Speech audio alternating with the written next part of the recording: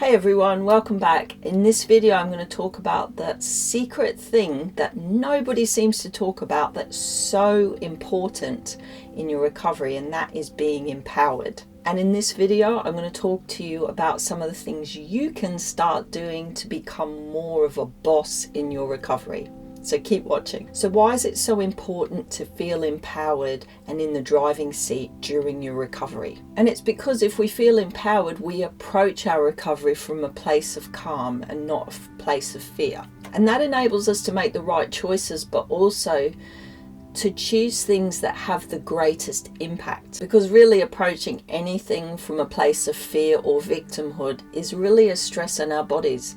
And it stops us making rational decisions, but also, as you know, stress slows down your recovery. So how do you get empowered? Well, the first thing you've got to do is really be an active part of the solution. Early in my recovery, I outsourced the responsibility to everybody else. I just threw money at the problem, expecting that to sort it out. And apart from anxiously Googling my symptoms and looking for fast fixes, I didn't really understand any of the conditions that I was dealing with, and really learning about the different alternatives out there to overcome them. I was really coming from a place of passive victimhood, and I didn't realize that I was really part of the problem. So I didn't juice because I thought that would be too much effort. I didn't do any work on my emotions. I didn't read books to see what other alternatives there were out there to help me. And all of the energy that I expended was really driven towards finding somebody else to save me. And I had to learn over time that it was important for me really to drop the victim mentality that I had. So instead of just doing what I was told, I really had to start taking an active part and being part of the solution, and start working in partnership with the people that I hired to help me. And if you're interested in learning how you can do that in a really empowered way, make sure you check out the video that I've created on finding really the right help for your recovery. And when you start to inhabit a bit more of an empowered space, you start to trust your own intuition more and be able to tune into it. And intuition is incredibly helpful to us during this time. And helping people to get into that empowered mindset is very much what I'm about. So when I coach clients, it's about giving them tools that they can go out in the future and use themselves. It's not about building a long-term relationship. It's about building one where the client becomes empowered, starts to trust their intuition, and starts to feel like they're a bit more in control of what can feel like a runaway train when you're chronically ill. An empowered person really picks their team wisely. So I used to think of myself as a patient, somebody else's patient, and that somebody was more important than me. They had a higher status than I had. They were smarter than me. I couldn't ask them questions, and they were someone who was absolutely critical to my recovery, so I couldn't question anything that they did. And sometimes that paid off, and I'd find a gem of a practitioner or a doctor, and other times I was really just treated like another body coming through on a conveyor belt. And I really allowed myself to be treated badly by some of these practitioners, not just in the treatments that they gave me, but the way they spoke to me. I remember going to a thyroid specialist for my hypothyroid, and this person was very highly regarded and very expensive to see. And I remember being talked to like a piece of dirt, basically, and any of my concerns I got talked over, and I felt like I had to just be quiet and allow them to assess me. They didn't seem to want to know what my experience was of having the hypothyroid or any of those types of things that you'd kind of expect from someone with empathy or compassion in the healing professions. And I came away from that consultation feeling really depressed, even though this was a person who was supposed to be incredibly good at helping people. And that was a turning point for me. From that point, I started to get incredibly angry and quite vicious with some of the practitioners I dealt with. And it needed to happen because I started to actually embrace my power as a human being and as a client.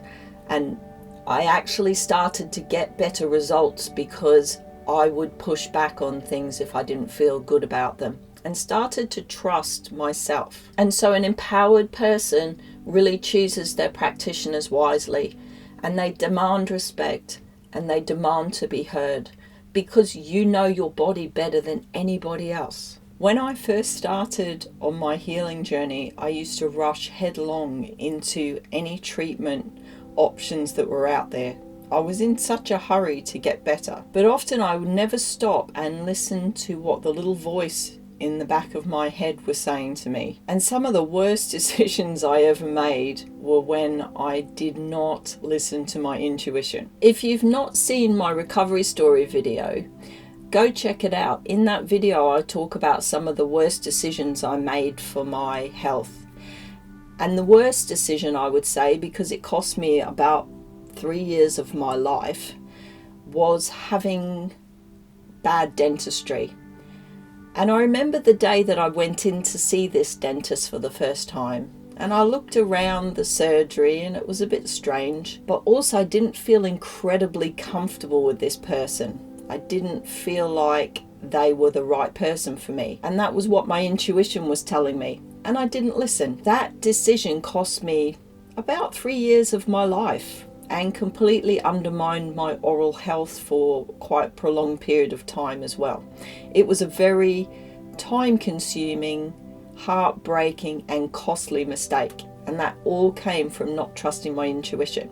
And I think the things that stop us trusting our intuition are really putting time limits on our recovery, time limits on ourselves, trusting other people and not trusting ourselves.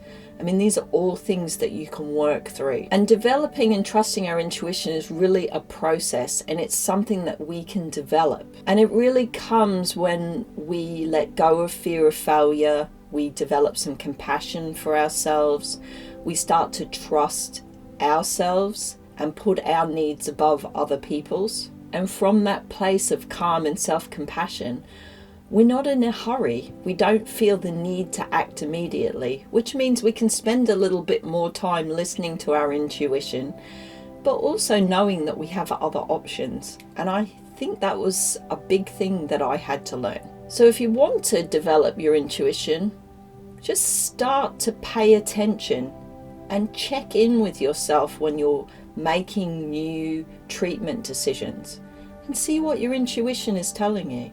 So when you're empowered, you see the things that you do to improve your health and to recover your health as opportunities, as choices that you have made. It took me a long time to get into this mindset that actually I was making a choice when I chose to say eat a certain way. I can remember when I first went gluten-free, and that was quite a while ago, but I was the gluten girl. I used to have big sandwiches and lots of cereal. I was the type of person who could eat cereal for dinner. And it actually makes me laugh when I think about the state that I was in at that time in terms of the sorrow I felt with giving up the gluten. And now, of course, I choose to be grain-free. I don't have to be anymore, but that's a choice that I've made. So I used to approach my gluten-free life with a lot of sorrow and grief at what I'd lost, forgetting that actually it was a choice that I made and an opportunity that I had to improve my health. So rather than seeing it as something that was enhancing my life, I saw it as something that was being taken away from my life. And that's quite stressful. So start seeing your protocols as great opportunities to improve your health, because your body knows the difference. Our health is a manifestation of the physical and the emotional part of ourselves. So if you want to find out how you can get through your recovery with ease and calm, but also speed it up, harnessing the mind-body connection, get in touch with me. I do one-to-one coaching. And if you're interested in seeing the tough love that I would give my chronically ill self so she didn't need to suffer like I did, check out this video. Thank you so much for watching, and I'll see you soon. Bye.